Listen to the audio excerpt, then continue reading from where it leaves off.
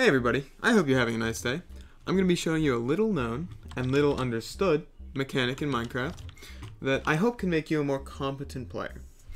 I'm not sure if it has a formal name, but I learned it. It was taught to me under the name the damage roll, and I'm going to be calling it that from here on out. Essentially, I'll give you a little history of it, I guess.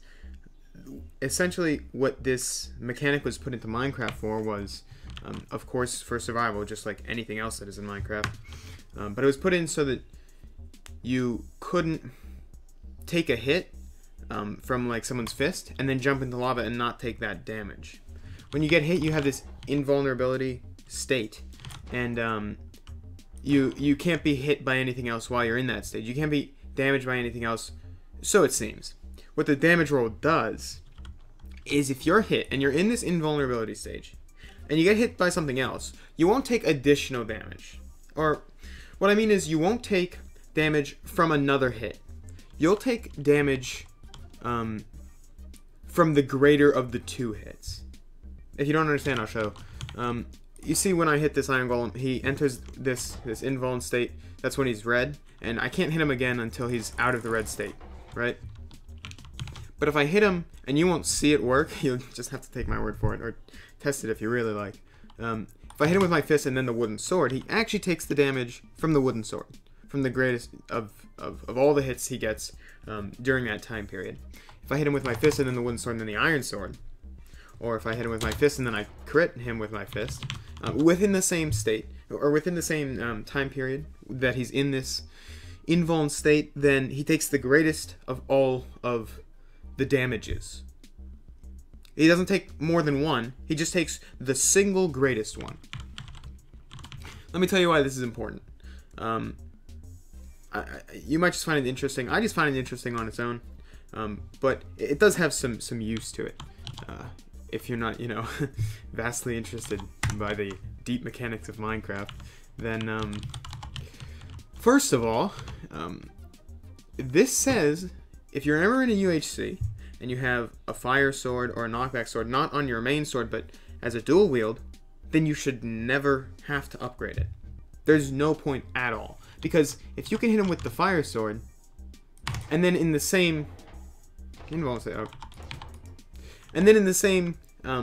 or right after, if you hotkey to your main sword, you can actually get the damage from the main sword as well as letting him on fire without losing the hit. So you don't lose any damage by hitting him with your fire sword for one swing, because you can just get the damage back from hitting him with your sword. I don't want to kill the iron golem, but I think I'm going to eventually here.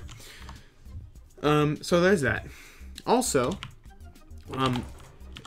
if you're familiar with the rod trick, then this kind of explains why it happens. Essentially, what happens is you get the one hit from this rod tick, right? He enters the invuln state, and then you get your damage with your sword in that one, and then on the second hit you actually get your hit that you would have gotten by getting within range, because the rod can go farther. So you get him from far away, and then you hit him while he's red. Excuse me, I'm so sorry. And then you hit him while he's red. He takes the damage from the sword, and then you go on to hit him the second time once you're actually within range with your sword. This is why the rod trick happens out that I'm having a lot of trouble. But yeah. But here's the biggest thing. This damage roll, and there's another small mechanic you'll have to understand where this is going. And I'll get into that first right now, actually. When you hit someone with a sharpness sword, the damage that comes out is actually slightly random. It kind of varies around this base damage, the base damage of a sharpness 1 iron sword, and then it has a little bit of, I'm not sure exactly how it distributes, but it's random in some way. And what the damage roll says to us is, if you hit him once, you get that. Let's say this isn't true, but let's just say that it's random in between +7 and +7.5 attack damage, and it has a base middle center of 7.25 attack damage.